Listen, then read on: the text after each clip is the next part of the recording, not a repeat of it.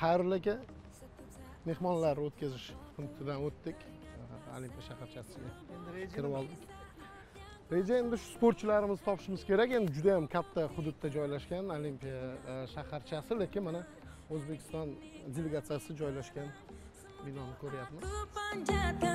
Sejarahku persembahkan terus fokus satu titik, hanya itu titik itu tetap fokus kita kejar lampaui batas terus. Mana biz Olimpiya shaharchasidagi O'zbekiston delegatsiyasining ofisiga keldik. Milliy Olimpiya qo'mitasi vakillari aynan mana shu yerda maqom qilishgan.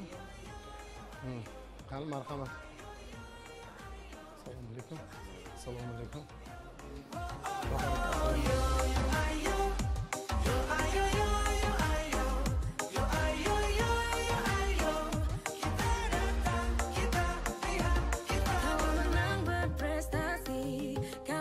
Biz atletlar joylashgan Olimpiya shaharchasida yuqorida aytib o'tdik, bizning O'zbekiston Milliy Olimpiya qo'mitasining ofisi bor. U yerda xizmat qilayotgan mas'ul xodimlar bor va ularning orasida biz uchun juda ham muhim, kerakli bo'lgan inson, aytish mumkinki, bizning mayoqimiz, har safar bizga yordam beradigan Zafar aka Imomxo'jayev. Assalomu alaykum Zafar aka. Qanday mana Jakartada necha kunlardan beri ma'lumotlar yetkazish bilan shug'ullanyapsizlar? Qiyinchilik tug'ilmayaptimi? Bu yerdagi ish uchun sharoitlar yetarlimi? Endi avvalo sharoitlar yaratilgan. O'sha Inasgos deymiz, Osiyo o'yinlari tashkiliy qo'mitasi tomonidan mana shu Olimpiya shaharchasida istiqomat qiladigan barcha sportchi bo'ladimi, murabbiy bo'ladimi, rasmiy shaxslarmi, ularga barcha sharoitlar yaratib berilgan. Hozir o'zingiz aytib o'tdingiz, har bir delegatsiya uchun ishchi guruhlariga alohida shtablar, alohida ofislar ajratilgan. Bizning ofis ham ikkinchi qavatda joylashgan. Bizga 9 ta volontyor biriktirilgan. Ular bizni og'irimizni yengil qilishda, o'sha transport, logistika masalalarida, sportchilarni kutib olish, kuzatish, musobaqalarga transport bilan ta'minlash, barcha masalalarda yaqindan yordam berishadi. Endi shaxsan o'zimga asosiy vazifamga keladigan bo'lsak, o'sha boshidan O'zbekistondan xabaringiz bor, bu yilgi musobaqalarga birinchi marta 20 dan ziyod ommaviy axborot vositalari xodimlari jalb qilindi va ana shu O'zbekiston ommaviy axborot vositalari xodimlari ishini muvofiqlashtirish, o'sha o'zbekistonlik sport muxlislariga o'z vaqtida tezkor va aniq ma'lumotlarni yetkazishni ta'minlashdan iborat edi asosiy vazifa. Shukrki, hozircha bu ishni uddalayapmiz. Bunda albatta hozir Jakartada istiqomat qilayotgan, qolaversa Palembangda faoliyat ko'rsatayotgan respublikamiz ommaviy axborot vositalari xodimlarining xizmatlari beqiyos. Fursatdan foydalanib albatta ularga ham minnatdorchilik bildiramiz. Chunki hali hech bir kompleks musobaqa mamlakatimizda bu qadar keng yoritilmagan edi. Hozir istalgan telekanal yoki o'sha internet nashrlar, gazetalarni oladigan bo'lsak, juda ham keng yoritilyapti musobaqa.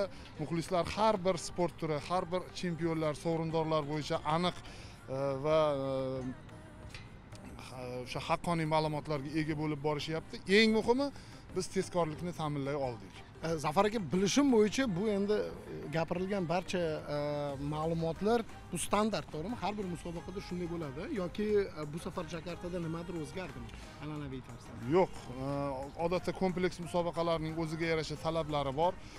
Bu bevosita Olimpiya shaharchasini bunyod etishdan boshlab, u yerda sportchilarga yaratilgan sharoitlar, ovqatlanish, o'sha oshxonalar, yotoqxonalar barchasi standartlar asosida. Endi har kim, har bir davlat o'z imkoniyatlaridan kelib chiqib tayyorgarlik ko'radi. Bevosita Indoneziya haqida gapiradigan bo'lsak, men shaxsan bundan avval 2017-yilda Baku shahrida bo'lib o'tgan 4-Islom birdamlik o'yinlari, Ashxobod shahri mezbonlik qilgan jang san'ati va yopiq inshootlardagi 5-Osiyo o'yinlarida bevosita ishtirok etgandim. Bu men uchun 3-kompleks musobaqa. U yerlarda ham ana shunday Olimpiya shaharchalarida yashaganmiz, istiqomat qilganmiz. Indoneziyada ham xuddi shunday. Albatta mamlakatlarning iqlimi bir-biridan farq qilishi mumkin. O'sha urf-odatlari, an'analari, lekin qolgan jihatlar, umumiy jihatlar tashkiliy masalalarda deyarli bir xil. Biron bir nostandart vaziyatlar bo'ldimi? Agar o'zi mana shunday sportchilarimiz endi ko'pchiligi baribir qandaydir bir vaziyatlarga tayyormisizlar o'zi? Bunday vaziyatlar bo'ldi. Birinchi navbatda aeroportda o'sha logistika bilan bog'liq muammolar uchradi, chunki ko'pgina sport turlarida yetib kelganlarda o'sha yuklari chiqmay qoldi. Masalan, boksda yoki bo'lmasa shifokorimizda muhim, futbolda masalan muhim dorilar joylangan korobkalar, qutilar. Bokschilarda qo'lqoplar, futbolchilarda butsilar kelmay qoldi. Shunday bo'ldi, lekin tezkorlik bilan ishchi guruh xodimlari bu masalani hal qilishdi va keyingi reysda ma'lum bo'lishicha o'sha Kuala Lumpurda qolib ketgan ekan, bagaj yuk ortilmay qolgan Jakartadagi reysga va keyingi reys bilan o'sha aviakompaniyalar bizga buni nimalarni yetkazib berishdi. Bu birinchisi. Ikkinchisi, musobaqa davrida penchak silat bo'yicha o'sha Munisa Rabbimova degan qizimizning qo'li sinib qoldi, sal jarohat oldi va tezkorlik bilan unga tibbiy yordam ko'rsatdi bizning shifokorimiz. Lekin ma'lum bo'lishicha, agar zudlik bilan operatsiya o'sha jarrohlik amaliyoti qo'llanilmasa, keyinchalik qo'lida og'riq sezilishi yoki bitishi qiyin bo'lishi mumkin ekan. Bizga tezlik bilan sharoitlarni yaratib berishdi. Mahalliy klinikalardan birida unga jarrohlik amaliyoti qo'llanildi. Bu xizmatlarning barchasi bepul sportchilar uchun. Xayriyatki qizimiz sog'ayib ketdi. Hozir yaxshi, o'zini yaxshi his qilyapti va jarrohlik amaliyotidan chiqib tezlik bilan o'sha gips joylandi va Toshkentga eson-omon kuzatib yubordik. Zafar, menda bitta savol bor edi. Qiziqtiradigan jihat, har bir g'alabadan keyin, oltin medallardan keyin bu yerda muhit qanaqa bo'ladi? Bu yerda juda katta bayram bo'ladi. Bu birinchi navbatda bu yerga kelishdan maqsad, o'zi asosiy maqsad o'sha Osiyo o'yinlarida qayd etilgan barcha natijalarni yaxshilash edi. Har kim o'z oldiga ma'lum maqsadlar qo'yib keladi. Shunday ekan, har birimiz har bir medal uchun oltin bo'ladimi, kumush bo'ladimi, bronza bo'ladimi, juda katta hayajon bilan, qiziqish bilan ishchi guruh shtabda kuzatib boramiz. Qolaversa, Milliy olimpiya qo'mitasi rahbariyati tashabbusi bilan o'sha maxsus eksklyuziv qo'l soatlari tayyorlandi. Milliy olimpiya qo'mitasi ramzlari tushirilgan va bu ham qaysidir ma'noda o'sha g'olib va sovrindor bo'lgan sportchilar musobaqadan qaytishlari bilan kechqurun shu ishchi guruh yig'ilib shtabda ularga ana shunday sovg'alarni topshiryapmiz. Kichik sovg'a bo'lsa-da, muhimi e'tibor. Ana shu ularni kayfiyatini ko'tarish, yangi g'alabalar sari ruhlantirish va bu albatta hali taqdirlash marosimi Toshkentda keng miqyosda o'tkaziladi, lekin muhimi ularni o'z vaqtida o'sha g'alabaga bo'lgan ishtiyoqini yanada oshirish va Indoneziyadagi xotiralari bir umrga saqlanib qolishini ta'minlashdan iborat. Reja qancha oltin medal? Rostini aytsam, bu eng ko'p oltin medalni biz Pusanda olgan edik, 15 ta oltin medal va Jakartadagi umuman Indoneziyadagi musobaqalarda biz 20 dan ziyod oltin medal olishni maqsad qilgan edik. Bu har doim ham istaklarimiz, albatta mos kelmaydi. Albatta bu to'g'ri, lekin hozir ko'z tegmasin, hammasi reja asosida ketyapti. To'g'ri, bitta-ikkita sport turlarida kutilgan natijalarga erisha olmadik. Ammo shu bilan birgalikda boshqa sport turlarida qo'lga kiritgan qo'sha medallarimiz ularning o'rnini to'ldira oldi deb ayta olamiz. Mana hozir bokschilarimizda ham juda yaxshi imkoniyat bo'lib turibdi, yo'qotishlarsiz ketishyapti. Albatta niyatimiz 20 tadan ortiq oltin medal olish. Futbolchilar kayfiyat qildi. Endi albatta futboldan hammamiz kutgan edik oltin medal, chunki ishongan edik futbolchilar o'sha Janubiy Koreya bilan o'yinni ham oladigan bo'lsak, hech bir jabhada raqibga mag'lub bo'lishmadi. Tengma-teng kurash olib borishdi, ayrim vaziyatlarda hatto ustunlik ham qilishdi. Janubiy Koreya qanchalik kuchga ega ekanligi ko'rinib turibdi. Mana finalga chiqsa va katta ehtimol bilan chempion ham bo'ladi Koreya. Lekin shunga qaramasdan futbolchilarimiz o'sha afsuski o'zimiz yo'l qo'ygan xatolar natijasida mag'lub bo'ldik. To'g'ri, boshida futbolchilar ancha ruhiy jihatdan tushkunlikka tushib qolishgan edi, lekin murabbiylar, qolaversa O'zbekiston futbol assotsiatsiyasi, Milliy olimpiya qo'mitasi rahbariyati ular bilan gaplashib, iloji boricha ruhiyatlarini ko'tarishga harakat qilishdi, chunki hayot bu bilan to'xtab qolmaydi. Afsuski o'sha Hirosimada erishilgan g'alabani biz aynan Indoneziyada qaytarishni maqsad qilgandik. Bu yana keyinga qoldi. Zafar aka, o'zi umuman Jakartaning ovqatiga o'rgandikmi yo sportchilarimizga o'zimizmi ovqat olib kelganmizmi? To'g'risini aytsam, ko'pchilik qiynaldi. Chunki Olimpiya shaharchasidagi ovqatlanish joyidan umidimiz katta-da bizda, Xayrul aka. umidimiz katta biz shu o'zbekcha ovqat yeymiz deb keldik o'zi. Yo'q, undan umid qilmasanglar ham bo'ladi. Bizda har bir ovqat mana yaxshi bilasiz, ko'p qovuriladi, yog'li ovqatlar, kaloriyasi yuqori, Achchiq bo'lmagan. tuzli, mazali. U yerda deyarli tuz solinmaydi ovqatlariga, qandaydir keyin kaloriyasi juda past, masalan, ovqatlanganingizdan keyin birpasda qorningiz ochib qolishi bu tabiiy hol. Lekin shunga qaramasdan rang-baranglikni aytib o'tgan bo'lardim. Juda ko'plab mamlakatlar oshxonalari bor. Taomlari aniqrog'i o'sha o'zi keyingi safar biz ham o'ylab ko'rishimiz kerak. Qozon o'chog'imiz bilan kelishimiz kerak. Ha, futbolchilarga lekin Toshkentdan 1-2 marta o'sha guruchlar olib kelib ojdamlab berildi. Bu ham qaysidir ma'noda o'sha nima qilish uchun. Chunki futbolchilar alohida yashashda Olimpiya shaharchasida ular mana shu nima bilan bog'liq bo'ldi, Zafar aka? Stadion uzoqligi bilan, stadionga yaqin bo'lgan hududda birorta terma jamoaning futbolchilari Olimpiya shaharchasiga joylashmadi. Ular hammasi mehmonxonada yashashdi. Ularda shunaqa imkoniyat berilganmi ularga, xohlagan joyini tanlash imkoniyati? O'sha stadionga yaqin bo'lgan hududda, mashg'ulotlar o'tadigan stadionga yaqin bo'lgan hududdagi mehmonxonalarga joylashishdi va shuning uchun ham ular u yerda taom tayyorlash imkoniyati bor edi. Qarang, bu yerda joylashgan sportchilarimiz uchun mashg'ulotlar o'tkazish ko'zda tutilganmi, bormi sharoit? Albatta. Mana biz kelgan kunimizdan boshlab kuzatdik. Bokschilarimiz Hasanboy Do'smatov, Isroil Madrimov mana shu siz ko'rib turgan yo'lakchalardan har kuni qalin kiyimlarni kiyib, endi ular majbur vaznini yo'qotadi.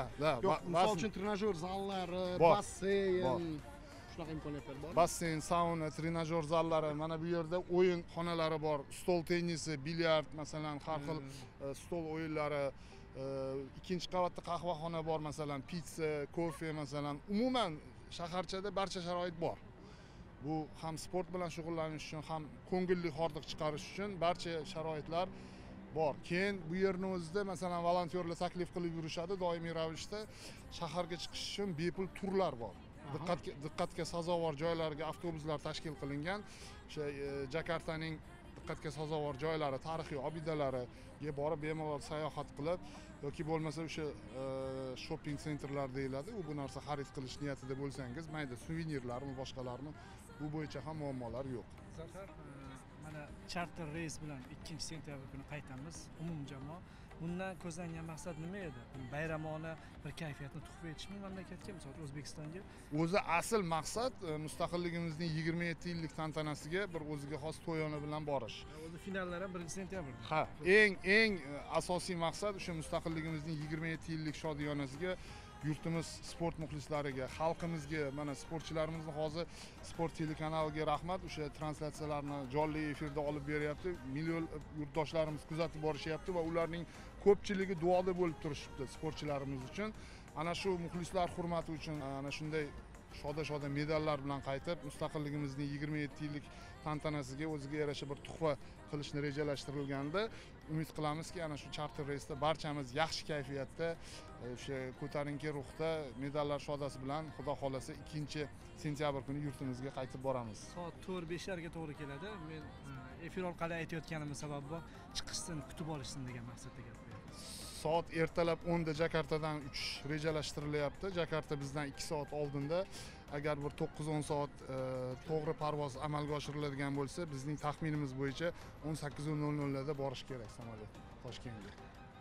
Zafar aka, katta rahmat. Mana shunday ma'lumotlar bilan o'rtoqlashganingiz uchun. O'ylaymanki, bizda-ku aniq tomoshabinlarimizda ham Olimpiya shaharchasi xususida qandaydir bir tushunchalar paydo bo'ldi. Katta rahmat, ishingizga omad. Salomat bo'ling.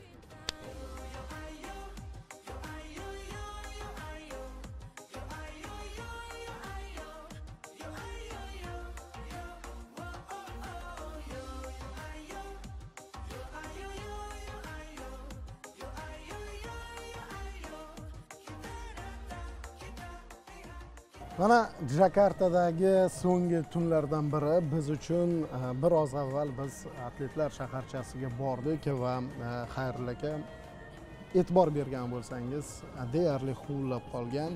Sababi musobaqalar yakuniga yetib bo'ldi deyarli. Sportchilar ham asta-sekin tark etishyapti Jakartani. bugun mustaqilligimiz jonajon vatanimizning eng ulug' eng aziz bayrami bo'lgan mustaqilligimizning nishonlanishi arafasida Indoneziyadagi O'zbekiston Respublikasi elchixonasi tomonidan bizlarga, umuman sport delegatsiyasiga, sportchilarga bayram munosabati bilan dasturxon yozildi. U yerda ham qatnashishga muvaffaq bo'ldik.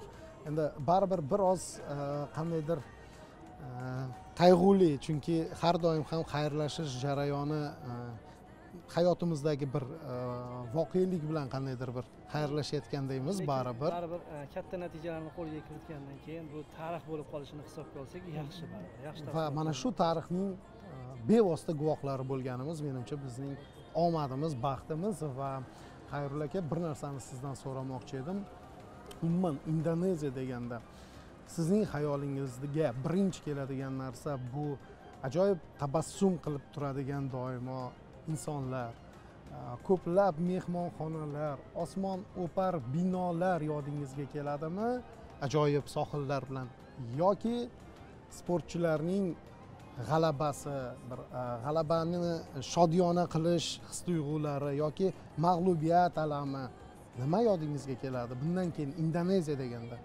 Endi hozir menimcha barchasini, barcha his-tuyg'ularni sanab o'tdingiz bitta A, B, V punktlari bilan. Shuning uchun ularni bir-biridan ajratish ham noto'g'ri deb o'ylayman. Qaysidir paytda bunisi esga tushadi, qaysidir paytda mag'lubiyat esga tushadi, qaysidir paytda ajoyib oltinlar ham bir-biridan farqli ko'ryapmiz-ku. Lekin umumiy Indoneziya haqida o'y suradigan bo'lsa, Mozartning mashhur gapi bor. So'z ojiz qolgan joyda musiqa o'ylab topilgan degan. Endi menda so'z ojiz qolgan paytda odatda nazmga murojaat qilaman. Ana shu nazmiy bo'stondan ozgina taqdim etganlarim bor edi, o'shani e'tiboringizga havola etsam. Yurtdoshlarimizga ham mana shu tuhfa. Ey ko'hna asotir so'ylagan diyor, uzoq mehmoningni aylagil qabul. Hindu marjonidek ko'zlar baxtiyor, Yava orolida titilmagan kul. Shu qadar xotirjam, nazaring ham to'q, labingdan tushmaydi yelim kulgular. Zotan barglaringdan shodimoni yo'q, to'kilsa ham yashil bo'lib to'kilar. Ko'zi qisiq orzu, hiyla tiransan, suv ko'ringan joydan belgilab sarxat. Buncha shijoatni qaydan olgansan, ey gallant ingliz bukolmagan qad. Senda g'oya yashar qandaydir sirli, o'rgansa arziydi bu ahli bashar. Sen go'yo bandargoh kemalarga emas, ummonlarga senda suhbat qurishar. Har qadam sayilgoh, ulkan sayilgoh, bunda jamlangandir sabri keng olam. Sukarno bag'riga tortadi nogoh. Buxoriy yurtidan keldingmi bolam? Ha, o'sha orzular yurtidan keldim. Shivirlagan sasman yaprog'ingdagi, ruxsat ber ishimga kirisha qolay. Oltin izlovchiman tuprog'ingdagi, oltin izlovchiman ne vazn bo'lsa, yukning men olmagan bormi og'ri? Endi o'zbeklarning raqibi yo'qdir, Jakarta isbotlab berding oxiri. Yig'lading mag'lublik yo'liga kirsam, quvnading rekordga yayrashim bilan, qutlug' zaminingni fath etdim bugun, otamning jangohi kurashim bilan. Rozi bo'l bizlardan, biz sendan rozi, vatanga qaytyapmiz yuzi yorug'da, o'zbekning betakror dovrug'i bilan Jakarta 18 qolding tarixda.